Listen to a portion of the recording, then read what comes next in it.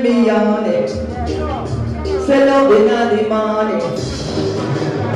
Sometimes me DJ man and sometimes me sing. They say the women are love it a box of ginseng. No exercise and the right vitamin. Tell your mother coach and the DJ. Now watch love in the morning.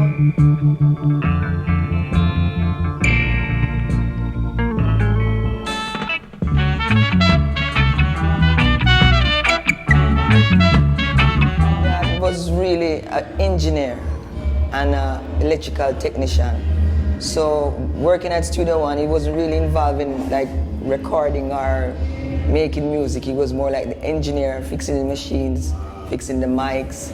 And he was also the main engineer at the radio station, Radio Jamaica, RJR. Yeah, for over 50 years, you know. So, yeah. So what was your early exposure to music while you were in Jamaica prior to moving to America? All my life I've been exposed to music. From I became conscious, I was surrounded in music. Being in Kingston, which we call it the reggae arena, in the ghettos of Denham Town, what we call impoverished, poverty-stricken, music was there more than anywhere else. The radio, the jukebox, the sound system, you know, and some of that really hide the hunger and the poverty because people just get lost in the music. But the music was exposed to me at an early age. Did you grow up in a Christian household? Yeah, grew up in a Christian, Catholic for that matter. So when did you cite Rastafari? In Jamaica, early on or more over here? I cited His Imperial Majesty when I was 7 years old in Jamaica. Serious, 7 years old? 1966, yeah. Sorry, what was that experience like? Transformational, you know, almost like a rebirth, a renaissance, you know, a wake up, you know, consciousness. Were you exposed to like a More Than More Plano or those type of guys early on? Well, I used to see them in the neighborhood all the time. Sometimes they were beaten and, you know, restricted not to walk on the street, but in the gullies. But the Rasta had so much love. It just, like, I just wanted to get close because they were the only people who were showing real love. The church people were like, not so loving. And our parents used to tell us not to talk to them because they'll kill you and cut out your heart. But when we speak to them, it was quite the opposite. It was all about love and telling you that you're a great queen and you'll become you're a princess and you'll become a great queen one day. So the Rasta always show I and I a lot of love. At a young age, right? How liberating was that? Because that time you have a Eurocentric standard of beauty, and a lot of the women are kind of processing themselves. So how was it liberating for you at such a young age to get that insight and get that strength to love yourself and love your natural beauty? Well, like I tell you, I saw His Imperial Majesty when I was 7 years old. And prior to that, my biggest concern is who am I and where did I come from? How did I get here? And at the age of 9, I heard a song called There's a Place Called Africa by Junior Biles. There's a place called Africa, far, far away. And he said, there's a place called Africa, far, far away. Mama said that's where I'm from, and I know she can't be wrong. Take me back to Africa. Mama, how did I get here? And that song literally opened up like my consciousness to know that we are the original people from Africa who was brought to Jamaica, you know, and throughout slavery. So that made me embrace my Africanity, Afrocentricity more because it was already within, you know what I mean? So how did your parents respond when you started to see stuff more clear? It had to be hidden. It was just something I had to just live within. Or when I'm with my friends, or when I'm out on the street, I couldn't bring it in the house. It was not allowed, you know? But I had to just nurture it and keep the feeling because it was real to me. And what was happening was just too tangible to be, you know, like, you know, I just wanted that independence on my own to grow up and to just manifest Rastafari. Because I'm feeling it and I'm living it, but I can't bring it to my family.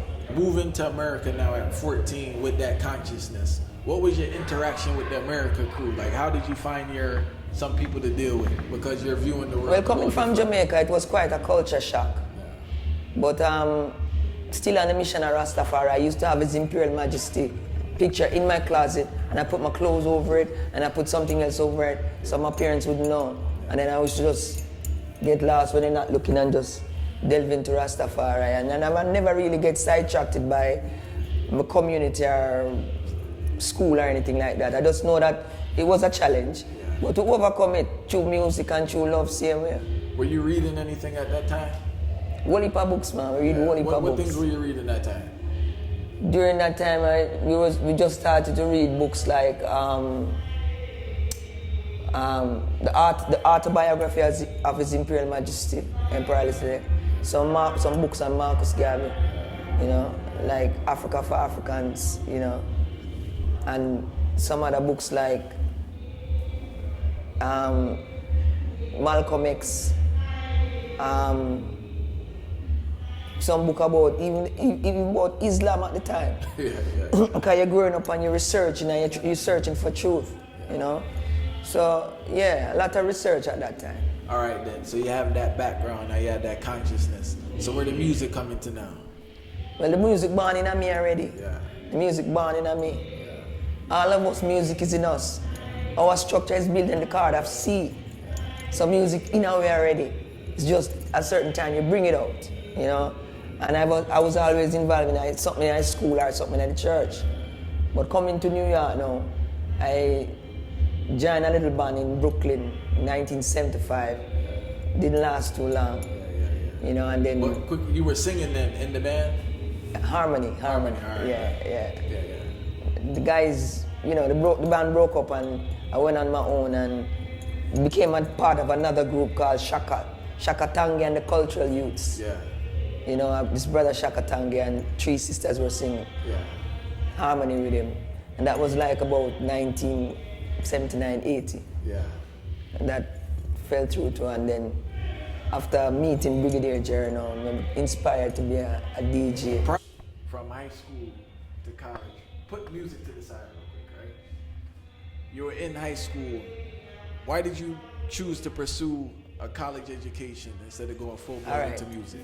Let me tell you how that go. Before I came to America, while I was going to school in Jamaica, and my father was engineering at all these other studios, he brought me an album with Big Youth when I was about age 12.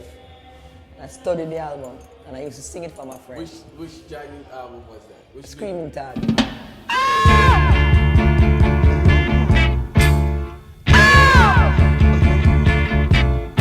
Some style screaming dog, it's out tell you. Brother Rinka and the brother Galahad, you know. No.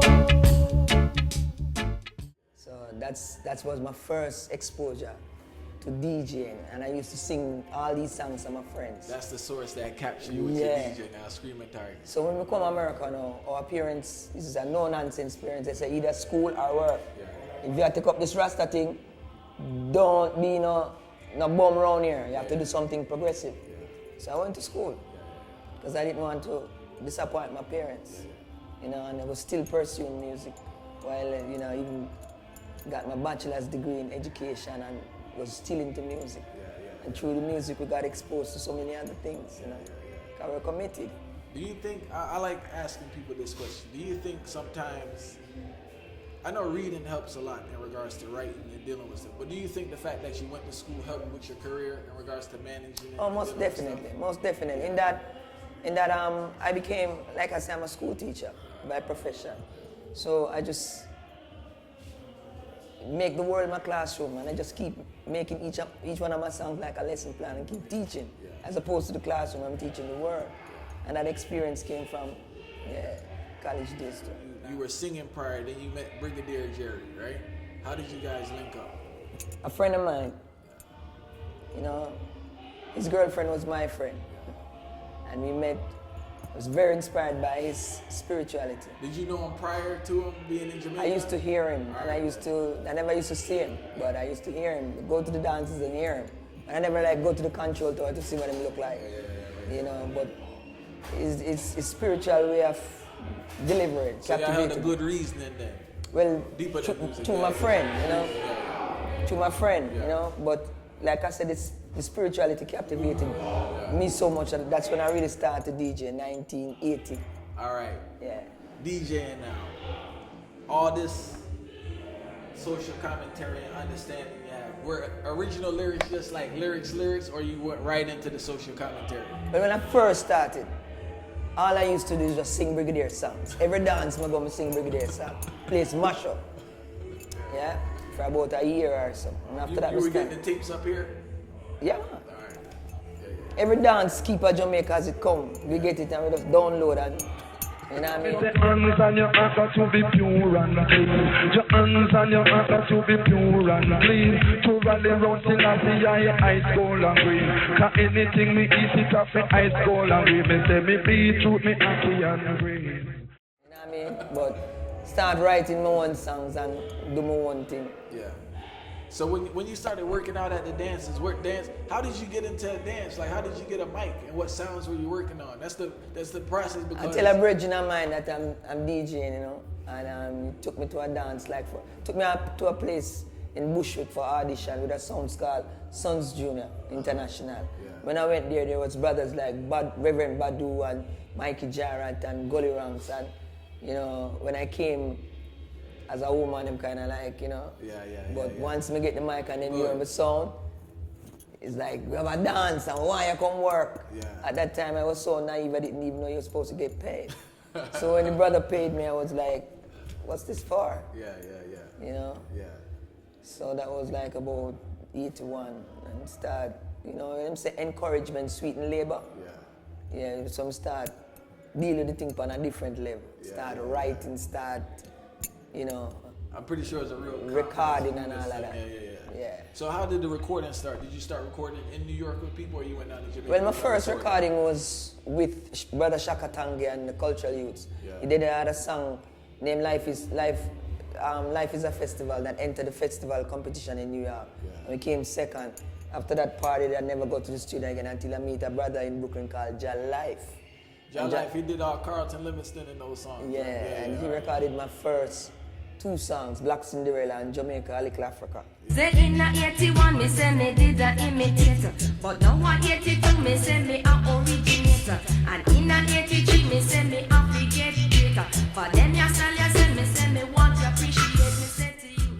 Yeah. And things have just been climbing and growing from strength to strength from there. With Ja Life, did he release the songs in New York first, or he sang The songs were released here in New York first, and then they went worldwide. So what was the scene then with New York? Like, what radio station, what was the promotion? All the radio like? stations were playing it because it was somewhat new. You know, and the song was hot and it was fresh. Yeah. And people couldn't believe that the music was made here as opposed to Jamaica. Yeah, sounding so vibe to fresh it. and so, you know, well balanced and things like that. So, you know, at that time in the 80s, like I said, it was new. Yeah. You know, but the contents of the lyrics and the consciousness, you know, that gravitate the people them to keep a 1 year or somewhere, we keep recording and just keep growing from strength to strength, from single to album, album to album, neither to album, you know, How did you get into acting?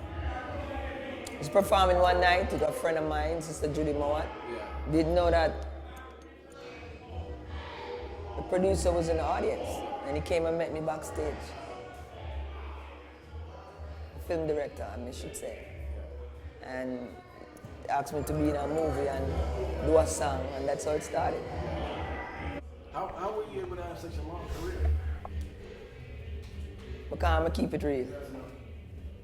I keep it real and I love Jah. This mission is not about me. I was sent to do this. I'm just like a transmitter transmitting the message from the Most High. I was sent to do this. I wasn't even so bright in school, you know, but I know say the music I just sent me come to do it and me I do it. Thank you so much for watching I Never Knew TV. Please subscribe, comment, like, share.